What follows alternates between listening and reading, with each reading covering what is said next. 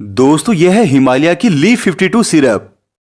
और आपको इसके नाम से ही समझ में आ रहा होगा कि ये खास करके लीवर के लिए है वो बनाई गई है। ये लीवर को मजबूत बनाने के साथ साथ पाचन तंत्र को भी इंप्रूव करती है।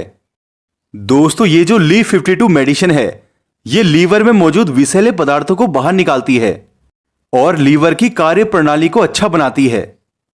दोस्तों लीफ 52 सिरप का उपयोग जॉइंटिस यानी पीलिया होने पर, लीवर में सूजन होने पर, लीवर का फैटी हो जाना, लीवर का बढ़ जाना, लीवर का सही प्रकार से काम ना करना, भूख बढ़ाने के लिए, पाचन तंत्र को मजबूत बनाने के लिए, वायरल हेपेटाइटिस में और लीवर की पुरानी बीमारियों में जैसे सिरोसिस में लीफ 52 सिरप का उपयोग है वो किया जाता है।